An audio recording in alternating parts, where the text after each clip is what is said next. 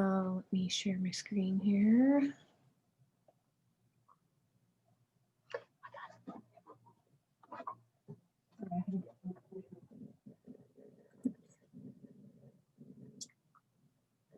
Again, just like I'm having some technical difficulties today. There we go. Okay. So today we're going to talk about the sales center or customer center, talk about invoicing, creating sales receipts, a little bit about inventory, and everything kind of customer related. So this again is a dashboard you come to when you log into QuickBooks, and we're going to go on the left-hand side. It says sales. For some people, depending on how you have your QuickBooks set up, it might say different things. I have a client who's a naturopath and hers says patients. I have a client that is a contractor and his, I believe, says contractors also. So this may say something different depending on how you have it set up, but it will say something sales related. So if we click on that, you can see there's a few different tabs up here at the top. So I'm just going to go across from the top and give a brief overview, and then we'll dive a little deeper. So this first one is an overview. It will just give you some basic numbers of like what's your income over the last month or set period of time. It will show up payments that you have due. Because this isn't really set up, they have some things here that are to help you set it up, but it'll show you down here past due invoices, invoices that have been paid recently, and then it has some shortcuts here to start a new invoice or a new sale. So it kind of just gives you an overview of everything. The next tab over is all sales. So this will show you every single invoice, sales receipt, payment, estimate, basically every transaction that has to do with customers. And on all these screens, if you see these multicolored boxes up here, you can click on any of them and it will sort it by that. So if I click on this first one, it will show me estimates. You can see that I don't have any estimates. So if I want to see all the overdue invoices, I just click on that and it will filter out to just show you overdue invoices. And then if you want to go back to seeing everything, all you do is clear this filter. So the next one over on the top here is invoices. This just shows you invoices that you have created. It'll give you a little overview up here on ones that are overdue, ones that you have received the money but not deposited, and ones that you have deposited. The payment links is a new tab up here. QuickBooks has a payment system that we'll talk about called Go Payments, and they recently set it up so you can create links that you can put like on your website or email people. So this is where you set up your link. It's kind of like if you've ever used a PayPal, like a link that you can use through there, it's similar to that. The next one over is the customer center, which we will spend a lot of time here in just a minute. But again, you can sort all your customers up here and it will list all your customers for you. So the last one up here and where we're going to start is the products and services. So before you can create an invoice or a sales receipt or anything, you have to have something that you can sell. So whether you track your inventory on here or not, you still have to set up the products and services that you're going to sell on here. So if we go up here to create a new one, I'm just going to click the new. So there are 4 different things that you can have. You can have inventory items. So if you are tracking your inventory in QuickBooks, then this is what you would want to use for all items that you want to track. If you're not tracking inventory in here, or if you are tracking inventory, but say this is just like a special order item that is just going to go in and out, you can just use the non-inventory item. And then the service, self-explanatory if you're selling a service. And then the bundle is if you have a group of things together that you sell, you can bundle them. So when you create an invoice, you just have to type one thing and it will list all the things under it. So I'm going to start up here at the top and show you how to enter an inventory item. These little star or asterisk things that you'll see mean that you have to enter something in there. So your product or service, you can name it anything you want to name it. It will show up on the invoice to the clients. So whatever you want the clients to see. So I'm going to say, since we are an ice cream shop, that I'm just going to sell ice cream. You can put in a SKU if you want to. Some people have products from vendors, and so they want to have that number in there so it matches the vendor. You can put a picture in here if you want to. You just drag and drop it in here. And then you can have different categories. If you look over here on the left here, I have a couple set up already. I have a category of ice cream and a category of parties. You can have as many categories as you want to. So I'm going to put this one under ice cream. You can create a class. Again, that's something we'll talk about in a future session, so I'm not going to enter that in. But then you have to enter your initial quantity on hand. So I'm going to say that we have a quantity of 5 as of, I'm going to say I got them in the 1st of December. If you are tracking your inventory through here and you want to know at what point you should reorder this, you can set a reorder point so it will notify you. Let's say for this, if you get down to like 2, you want to be notified so that you can reorder them. You just enter the number that you want to be notified to reorder. Your inventory asset account, a lot of people just have one inventory asset account. If you have more than one, you can choose which one it goes into.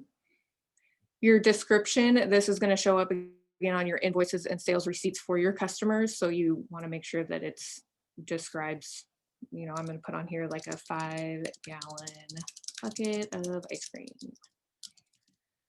Your sales price is going to be what you sell it to your customer. Your income account, what account the money goes into. Purchasing information, if you purchase it from a vendor, you can put some information in there about that. If you have the same cost every time, you can put the cost in there. These you don't have to fill out. If you have a preferred vendor, like if you always buy this from a certain vendor, you can put that information in there. This information down here, we'll talk a little bit more in the next session when we talk about accounts payable, but you don't have to fill out any of this bottom part if you don't want to. I'm going to go ahead and save and close that. And now you can see I have a new item on here. So that's the inventory item. If I want to add a non-inventory item, as you can see, it's pretty much the same stuff on top. It just doesn't ask you how many you have on hand and what your inventory asset account is because you're not tracking the inventory on it. You still need a name. You can pick a category, description, sales price. So they're very similar. It's just one you say how you're tracking the inventory and one you don't. So the other thing I'm going to add here is a service.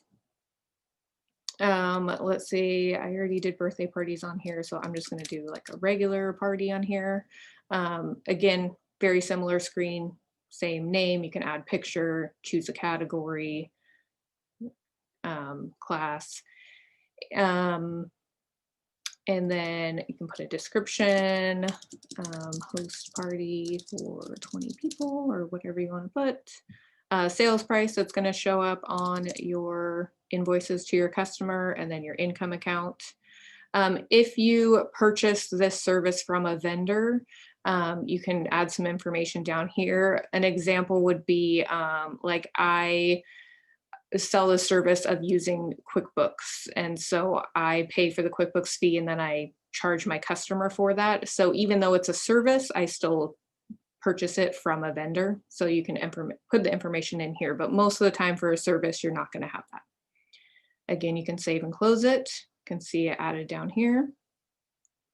And the last thing you can add is a bundle. So let's say that we want to bundle for a party. I'm just going to put an event bundle. We can add different products to that. So if I'm going to say it's a party, and then on top of that, you also get 5 gallons of ice cream. So you can add a bunch of things. So if someone has an event, these are all the things that go into that event. And I'll show you how that shows up on a invoice.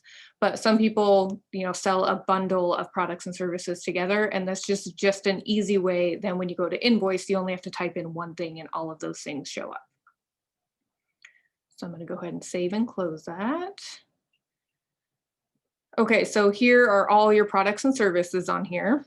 You can, just like other parts of QuickBooks, you can sort it by the name on top here. So you just click on it and you can sort it by that. You can sort it by type. You can sort it any way you want to. You can also click this little gear and you can add or take away columns that it views. If you want to edit any of these items, all you do is click the edit button and it will bring you back to the screen where we originally entered it.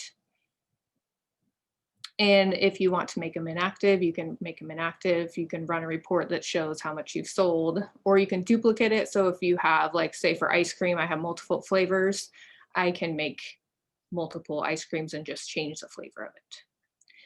So now that we have some products and services, I'm going to go over to the customer center because now we can create some invoices and sales receipts.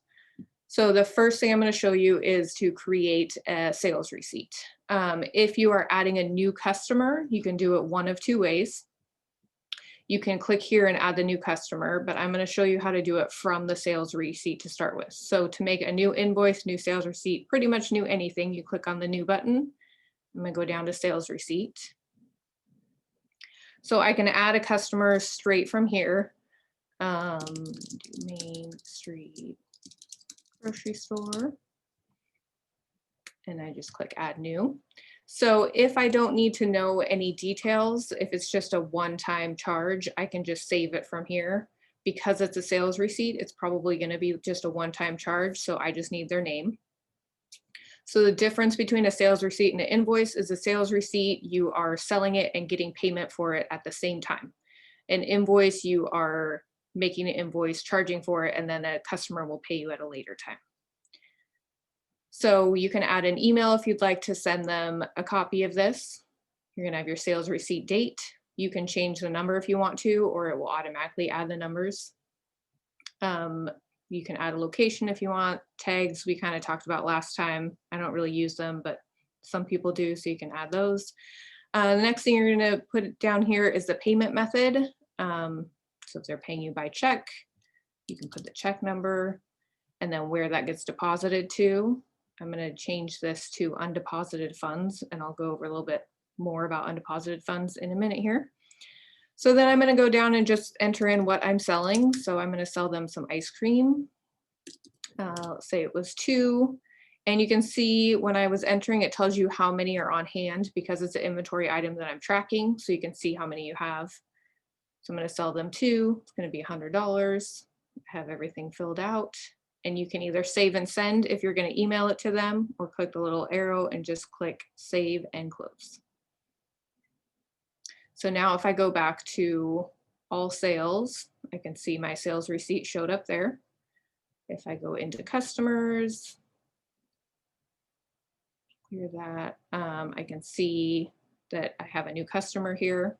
And if I click on that customer, it will show me all the interactions with them. So we can see that sales receipt there.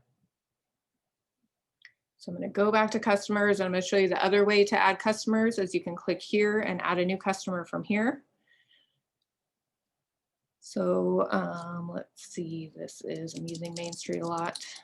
Main Street, use grocery store, market, say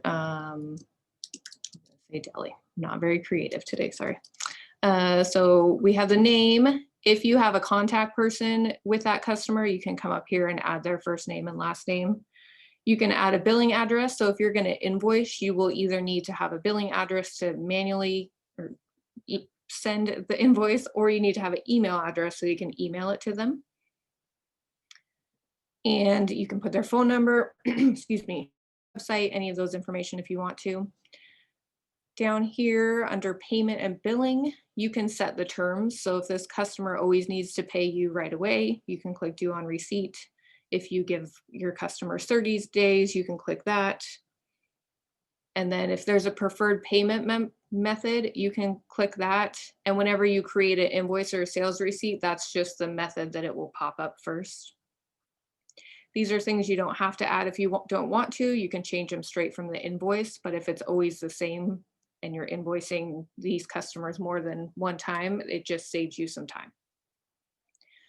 You can add some notes if you want to. These notes will only show up for you. They won't show up on your customers' invoices or clients or statements or anything. So you can just have notes if you want to remember things.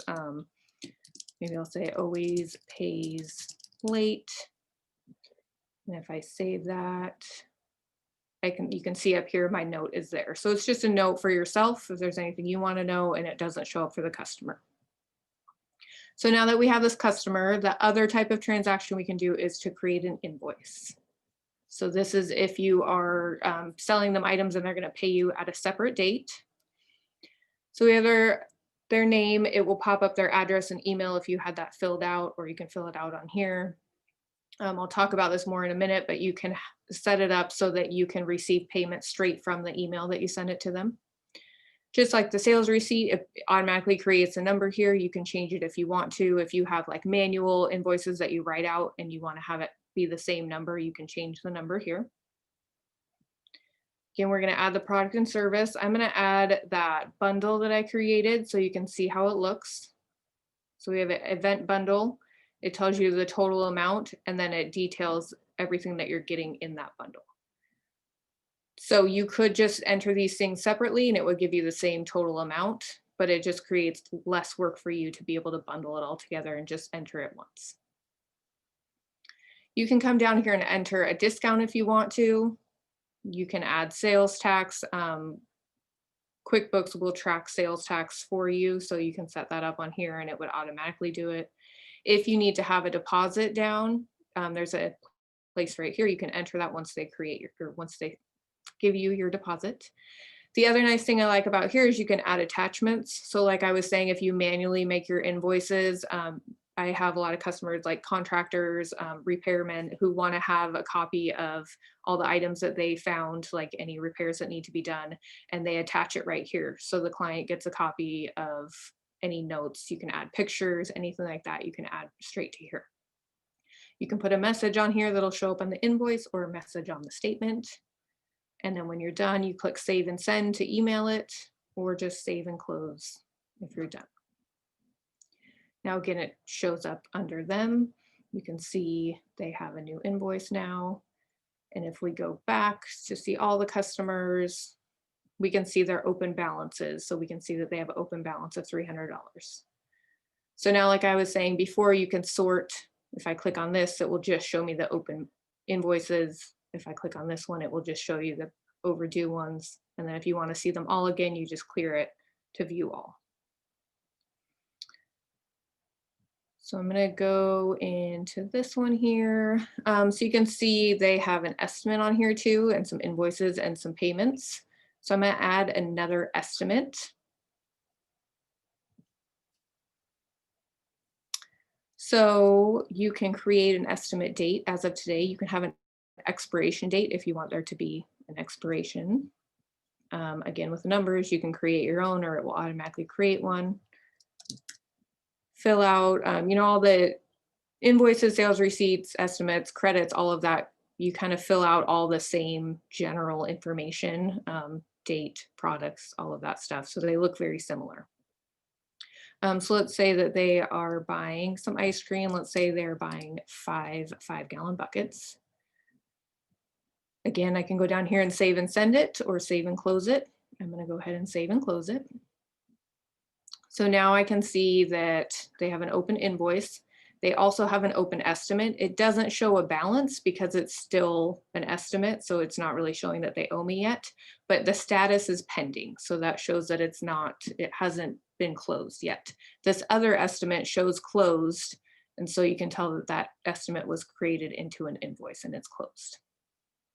So now that the estimate has been accepted by the customer, I can go in here.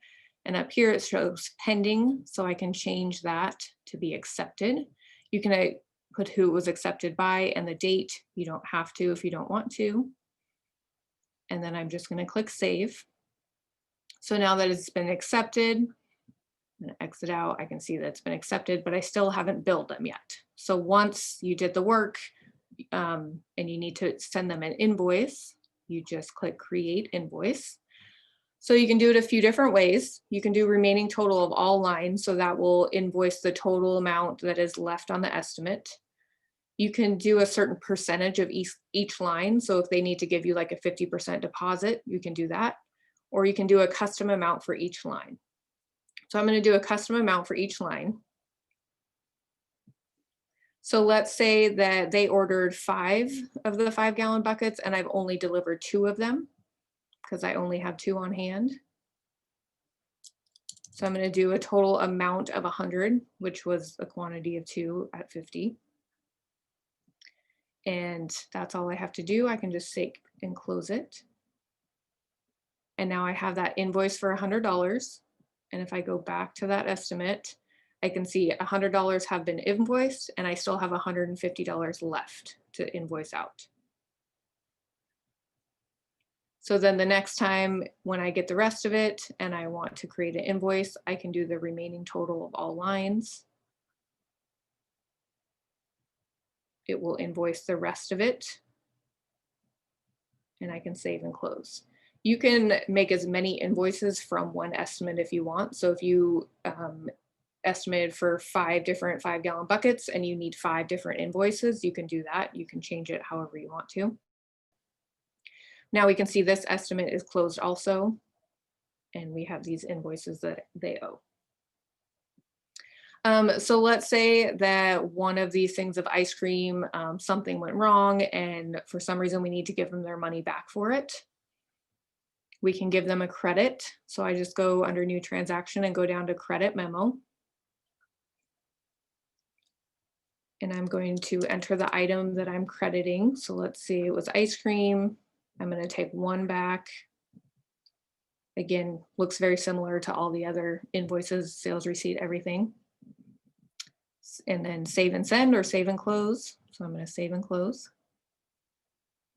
So now I can see here that I have this $50 credit and it changed the total amount owing now to be down to $325.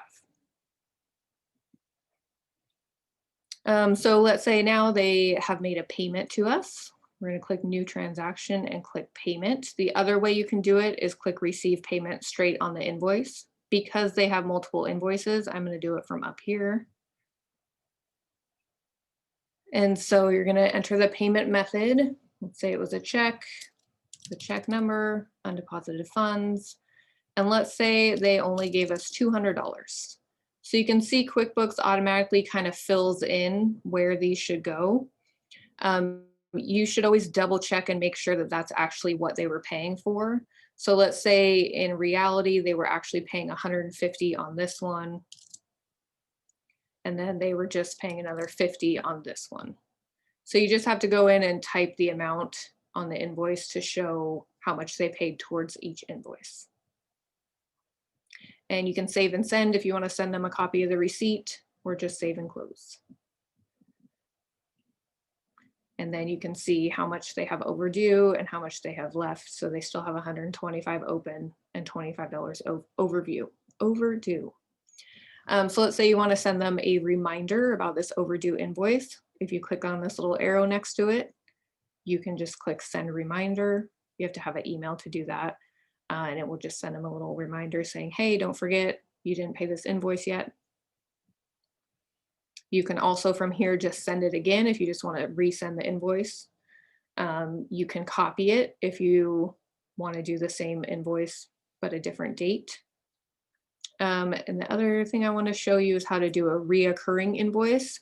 So a lot of people, especially service-based, may do the same thing every month, provide the same service, same products every month on the same date, and want to just have this invoices automatically create themselves. So this little button down here says make reoccurring. I'm going to cancel out that one because that one's from an estimate. Sarah, there's a question in the chat from Marianne. She said, what if the estimate doesn't turn into an invoice? Do you delete the estimate or does it just show closed? Yeah, so let me just create another estimate. Let's say they want to do a party. All right, so if you have an estimate and they decide that they don't want it, they don't want to accept it, you just change this pending to rejected or closed, either one. If you do rejected, it will say by who and on date. If you do closed, by who, on date, either one of them will close it out. So you can see now it's closed. So it still leaves it there so that you can see that you did give them that estimate, so it doesn't delete it and get rid of it for good. You still have like something to show that you gave it to them, but it shows that it was rejected or closed. So let me use this one. So let's say that this is a reoccurring event. I just want to make it reoccurring there. So you can name your template. You can name it the name of the customer or whatever you want. There's a couple different things you can do. You can have it scheduled so it automatically makes the invoices for you. You can have it be a reminder so it reminds you to create an invoice, or an unscheduled, which is just basically a template. It doesn't really do anything for you. So if you do scheduled, you say how many days in advance you want it to be created in QuickBooks. So I'm going to say 10 days. This is my customer. Make sure they have an email. You can have it automatically send the email. So if you invoice on the 1st of every month, it'll create it 10 days in advance, but then it will send it on the 1st of the month. You can include unbilled charges. So if you're using their time tracking, or again, we'll talk about it a little bit more in the accounts payable. If you have items that you have purchased for this and it's billed towards this customer, it will add any of these unbilled charges. Again, you can set up the online payments here if you want to. And then you choose how often it gets sent. So I'm going to say I want it monthly on the 1st of every month. And I want it to start on January 1st. And I don't want to have any end date. If you have some kind of plan where you're just doing this 6 months, you can just say I want it to end by a certain date or after a certain date. But I'm just going to say this one's going to keep going. You want to put the terms, so when they need to pay you, make sure this all looks correct, and just save template. Because I don't have an email address, I can't automatically send the email, so I'm going to uncheck that. So once you have created that, if you want to go back and change it, you just go up to this little gear up here and click Reoccurring Transactions, and it's right here, and you just click Edit. And it takes you back to that screen. You can change whatever you want to. If you're done with this reoccurring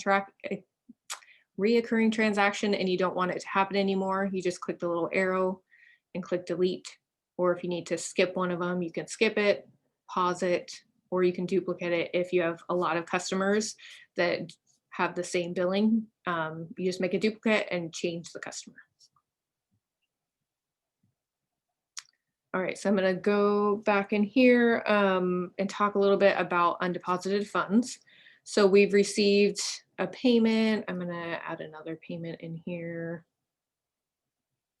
We'll say that they paid their full amount. So now let's say that you have a bunch of checks or a bunch of cash that you're going to put into the bank. Most of the time, you're going to deposit a bunch of checks at the same time. You're not going to just take one check from a customer and deposit each one at a time. That's changed a little bit because more people have gone to mobile banking, so you may be doing that. But if you're depositing multiple things at a time, you're going to go up here to New and click Bank Deposit. So I'm going to click what date, and then you're going to check all the things that were paid. So this one was a credit card, so that wasn't part of it. But I have this one and I have this one. And let's say along with this, I'm depositing a bunch of cash from my store. So I'm going to go down here and I don't have to put a received from if it's something like cash from a bunch of customers, but you need to put what account it was from. So I'm going to say this was from ice cream sales. I'm going to say it was 29.62. You want to make sure your total down here matches your total that you have on your deposit slip to the bank. And then you're going to save and close it. Now, if I go into the banking center, I can see that I have that deposit that already went through my bank. So it's saying one record found. So I just have to match that deposit.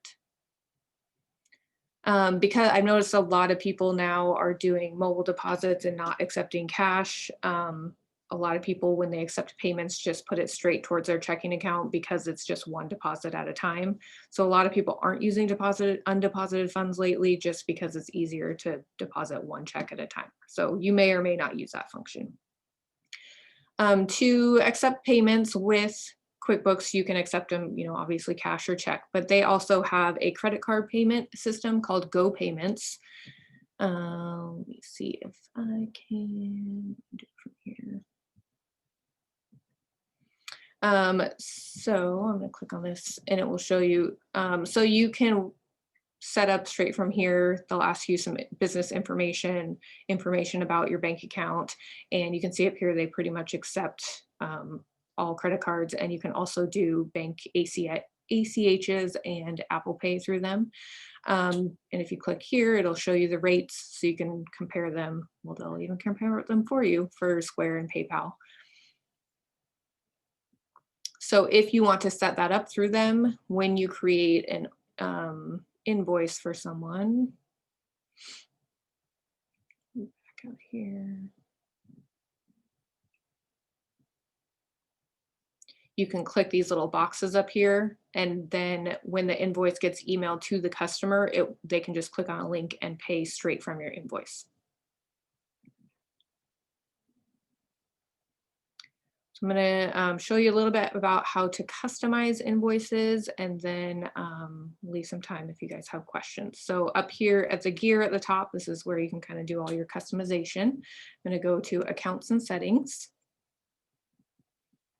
And I'm going to go down to Sales. So you can set up preferred invoice terms. So if you want all of your customers to pay in 30 days, click this little thing, or 15, or do a receipt, you can have that. You can have a preferred delivery method. So if you want to always send it later, you can do that. You can have a shipping line on there if you charge shipping. You can do some custom fields that will show up. Trying to think of some examples of people. You might have like more than one number, like if you have an invoice number, and then you also need to have like a purchase order number, or if the client, like if it's a customer that you do repairs for and they have more than one building, and so you need to have like which building it was for, so you can add different things that will show up on your invoice. You can do custom transaction numbers. If you have that turned off, then you can't change the invoice numbers or the estimate numbers. You can choose to have a service date. So if you're doing repairs and you serve this on a different date than you invoice, then you can check the service date button. You can choose to have discounts, deposits, tips. So you can customize all the things that will show up on your invoice here. You can also customize your products and service. So you can customize a little bit how they show up on your forms and whether you track your inventory. You can create late fees on here if you want to. Progressive invoicing is what I was talking about. If you have one estimate and you want to create multiple invoices, if you're trying to do that and it won't let you, it might be because this is turned off. So make sure this is turned on. You can have a default email message that gets sent with your forms. You can have reminders set up. There have been some glitches with the QuickBooks reminders lately. Even if you say don't remind people till like 10 days after it's due, it will remind it like every single day. So hopefully they've fixed that by now, but I know within the last month there's been some glitches. And then there's some options for online delivery and how your statements show up. And then for invoicing email, if we want to customize what they look like, you just click on this button up here. So you can have different templates depending on what you're making. So we can have a standard template. We can have one for our estimates, one for our invoices, one for sales receipt. You can have as many as you want. So if you want to create a new one, you just click New Style. Or if you want to edit one, you just click the Edit. So you can change your template. They have different templates that you can choose from. You can add your logo to it. You just drag and drop it here. You can change the colors, different fonts, and at the bottom of each of these, you can preview if you want to, preview the PDF. Then you can change the content. So if you just click on a section, you can decide how your business name shows up, whether your phone number is there, your address, your website. You can decide whether the form names show up. So if you want it to have the invoice number, shipping terms, payment methods. So you can just check or uncheck boxes as you want. And it just kind of shows As you add them, it will show you over here what it will look like. And you just click each section and decide what you do or don't want it to show up on there. And then the last one is the emails. So you can have a message that will show up for all of your emails. You can have a different one on your invoice than on estimates. The full details will give you all of the details of the invoice, or you can just do a summary that just shows the total amount. And you can change what your reminder email says. So you can change all of that, and when you're done, you just click done. And then when you are back creating an invoice, if you have multiple invoice styles, if you go down to the customize, it will list all the different ones that you can choose from for this. So I can use my standard one or my invoice. So if you want different things to show up for different types of customers, you can have lots of different templates and choose which one you want. So I think that is all I have. It's kind of the basics of the customer center. If you guys have any questions, feel free to ask and I can see if I can help. Yeah, and feel free to unmute yourselves at this point and just ask away.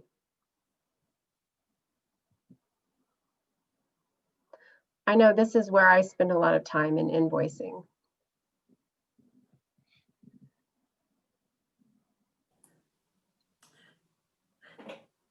So Sarah, is this version of QuickBooks the 2021 version?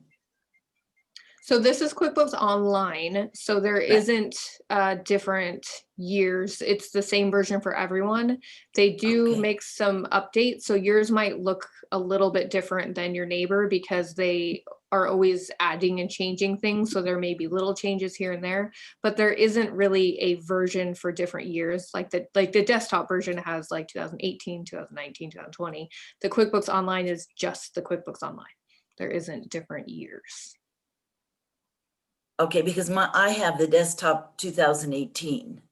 So that, go ahead. And that looks definitely different than this.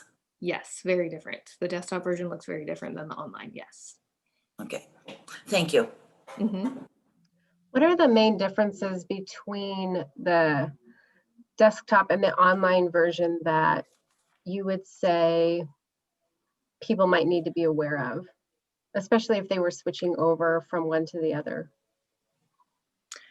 They look very different. So from what I noticed when people switch over, just finding where things are, like where you go to invoice or where do you go to make a deposit, can be difficult because they look so different.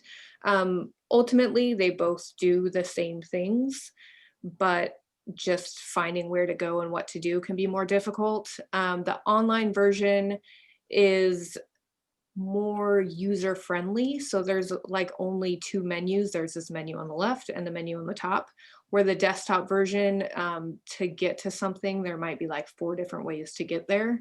And so if you're just using QuickBooks for kind of the basics, if you just want to track your income expenses, do a little invoicing, QuickBooks Online tends to be more user friendly and easier for people to use. It does also seem to be easier to send invoices through email, accept payments, connect your bank account. So it's a little bit easier to have it connect to other apps, your bank account, that kind of stuff, to hopefully create less work for you. But there's definitely a learning curve moving either way from one to the other, just because they look very different. So do most people use the online version? Most of your customers, are they using the online version? Most of my customers are, yes. Okay, thank you. What would you say the biggest mistakes or problems or red flags that you see when you're helping your customers with the customer center, when you're dealing with that? What would be your biggest few red flags?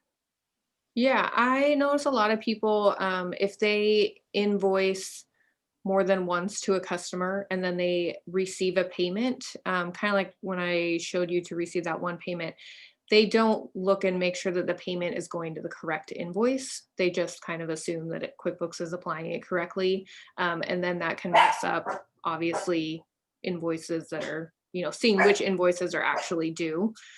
So when you're receiving a payment, just make sure that you're double checking which invoices that payment goes to. I also see people, they don't know how to credit customers. And so they've just done some weird creative things to like credit back stuff. And it's really easy. Like I showed you, you just click the new and create a credit memo. So that's the other thing I see that people kind of get a little bit confused about. Those are kind of the two big things I see. Is there a So then, max? Sarah, Go ahead. I was just going to ask Sarah whether most of your customers do the undeposited funds, then go to the bank with all of the checks, or do they do the online checking or banking? Excuse me. Probably within at least around here, when COVID hit, all of our bank lobbies closed down. Right. So people had to either do overnight deposits or mobile deposits. So the majority of people I've seen just move to mobile deposits where it only lets you do one check at a time. And then if they have cash, they'll drop it at the bank. But I've seen in the last like 9 months, the majority of my customers have moved to mobile banking. And so that's just depositing one check at a time. So with your bank, they come through one at a time through the banking center, which does make it a little bit easier to make sure that you matched it up correctly. So I see less people using the undeposited funds just in the last 9 months just because of COVID. Okay, thank you. Mm-hmm. Sarah, can you tell us a little bit about the best practices for invoices? Like there's a lot of options and stuff. What would you kind of like recommend? Like if you could go to that and just kind of show us what you do, just, maybe not to get some people bogged down with like lots of information. What do you mean? Well, like you could put messages and there's a lot of things you could check and emails. Okay. Oh yeah. Yeah. So I recommend going up to account and settings and like I showed you on the sales and coming up with what you want the terms to be for everyone, and trying to create the same terms for everyone, the same kind of underlying, I mean, obviously the invoice isn't going to be the same for everyone, but like on mine, I just put a message on there, my email that goes out. It's the same for all of my clients because it's the same, like, thanks for your business, happy, And so try to do as much of those as you can so that you're not having to enter that every single invoice because it will save you time. So do things like doing your terms, and then up here when you're customizing your forms, these emails, put your message here that you're okay going to everyone. You can always change it a little bit if you need to when you're actually sending it, but try to do as much of this kind of stuff to help you save time as possible.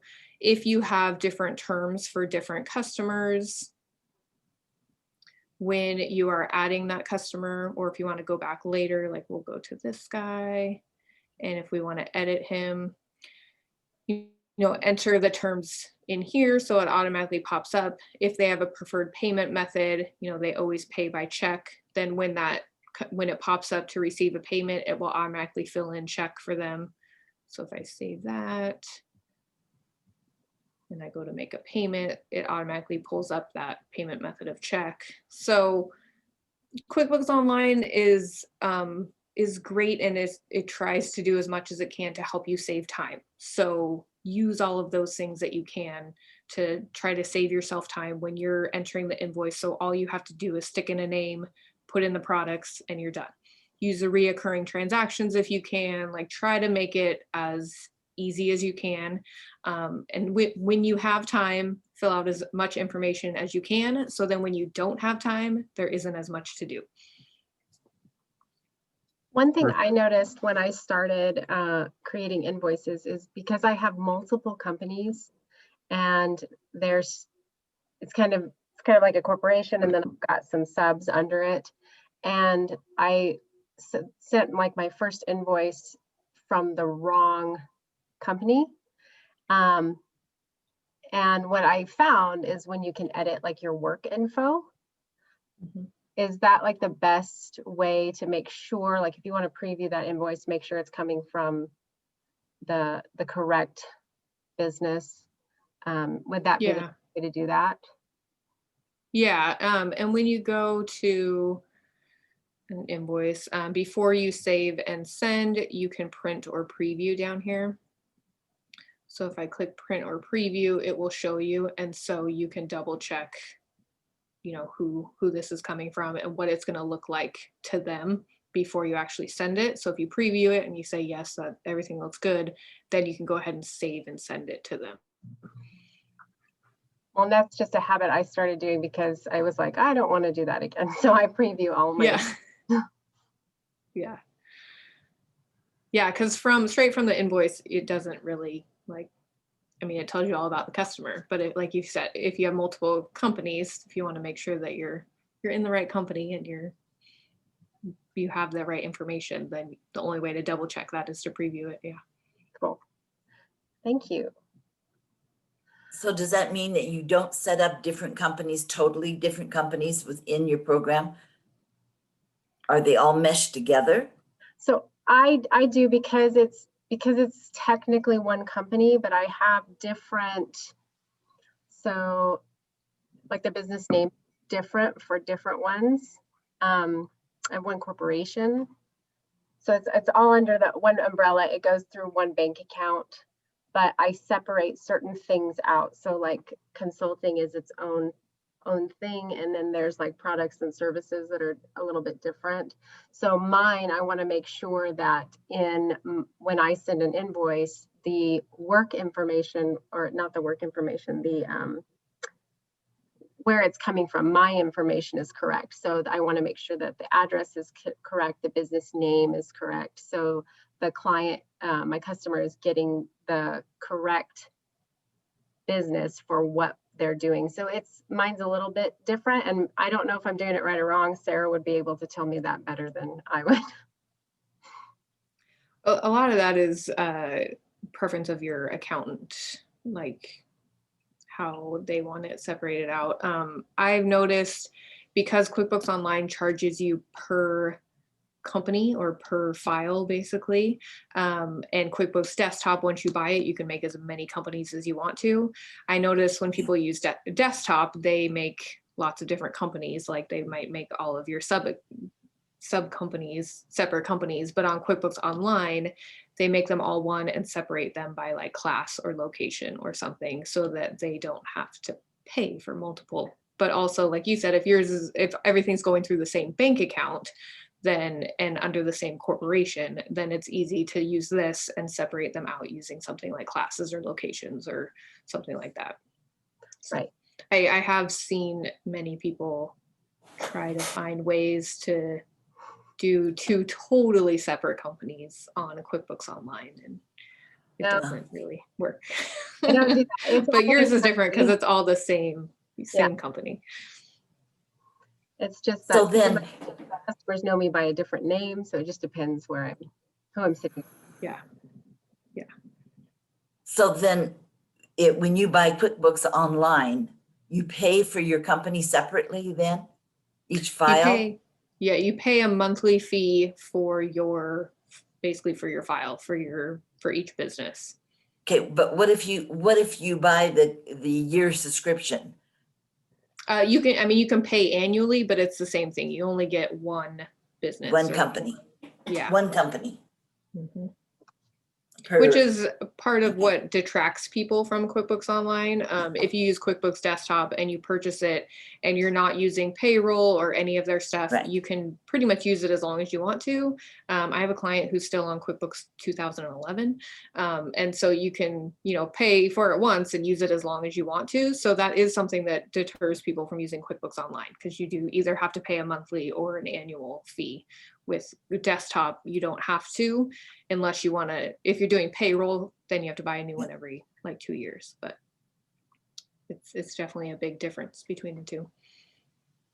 But if you're using QuickBooks on, a desktop, you only pay for the payroll every year, not the whole program, correct?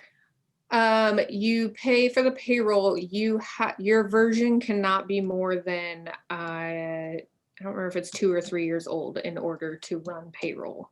So Okay. you still do have to upgrade your desktop version every 2 or 3 years also. Okay, thank you. Mhm.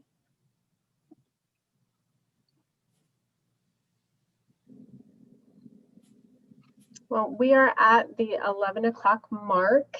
And Sarah, can I have the screen back, please? Thank you. So, are there any other last questions before we take off here?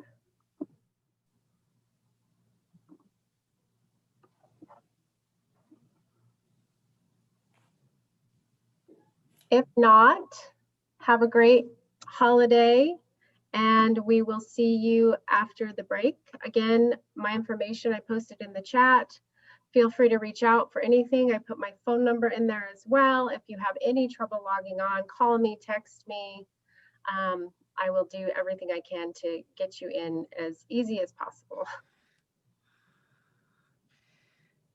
Thank you so much. Stay healthy, everyone. Thank you, you too.